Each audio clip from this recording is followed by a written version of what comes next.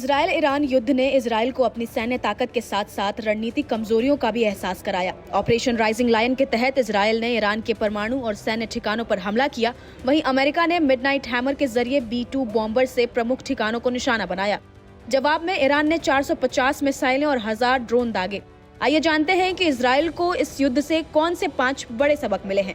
पहला सबक, आयरन डोम की सीमाएं। आयरन डोम ने 90% मिसाइलें रोक ली, लेकिन कुछ लंबी दूरी की मिसाइलें जैसे खैबर शेकन बच गईं और बटियम, तेल अवीव, बीरशेवा जैसे शहरों में नुकसान पहुंचा।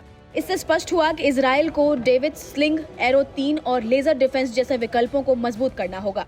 दूसरा, नागरिक सुरक्षा की कमी। युद्ध के दौरान 30 से ज्यादा नागरिक मारे गए और सैकड़ों घायल हुए। बंकरों की अपर्याप्तता उजागर हुई। इजरायल को शहरी बंकर, चेतावनी प्रणालियों और आपात प्रशिक्षण पर निवेश बढ़ाना होगा। तीसरा, खुफिया की ताकत और सीमाएं। मोसाद और यूनिट 8200 ने कई IRGC कमांडर और वैज्ञानिकों को टारगेट किया, लेकिन कुछ मिसाइल ठिकानों को ट्रैक करने में चूक गई। सैटेलाइट, साइबर और ह्यूमन इंटेलिजेंस को और मजबूत करने की जरूरत है। चौथी, क्षेत्रीय सहयोग की आवश्यकता। अमेरिका, जॉर्डन और सऊदी अरब ने सहयोग किया, लेकिन तुर्की और कतर ने विरोध जताया। इजरायल को UAE, मिस्र, सऊदी अरब जैसे पड़ोसियों के साथ रणनीतिक रिश्ते मजबूत करने होंगे। पांचवा, आर्थिक और सामाजिक प्रभाव। युद्ध से इजरायल को करीब $12 बिलियन का नुकसान हुआ। हाइफा की तेल रिफाइनरी बंद हुई। हजारों लोग विदेशों में फंसे।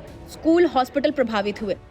देश को आर्थिक लचीलापन, तेल आपूर्ति के विकल्प और मनोवैज्ञानिक सहायता की रणनीति तैयार करनी होगी। इजरायल ईरान युद्ध ने ये स्पष्ट कर दिया कि भविष्य के युद्ध केवल हथियारों से नहीं, बल्कि सुरक्षा रणनीति, नागरिक तैयारियों, खुफिया नेटवर्क और क्षेत्रीय सहयोग के संतुलन से जीते जाएंगे। जहां इजरायल ने ईरान की परमाणु और सैन्य क्षमताओं को भारी नुकसान पहुंचाया, वहीं उसे खुद भी अपनी कमजोरियों का सामना करना पड़ा। अब इजरायल के सामने सबसे बड़ी चुनौती है सीख को रणनीति में बदलना।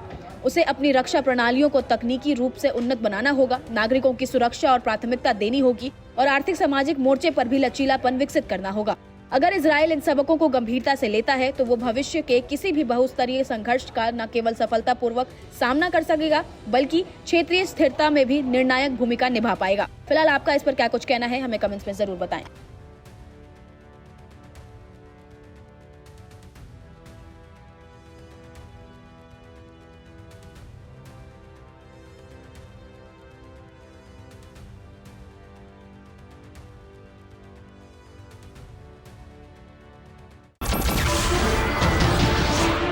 नमस्कार, मैं हूं मानक गुप्ता। अगर आपको हमारा ये वीडियो पसंद आया हो तो इसे लाइक और शेयर जरूर करें और हाँ, हमें सब्सक्राइब और फॉलो करना ना भूलें ताकि आप देश और दुनिया की कोई खबर मिस ना करें। तो जुड़े रहिए हमारे साथ और देखते रहिए News 24।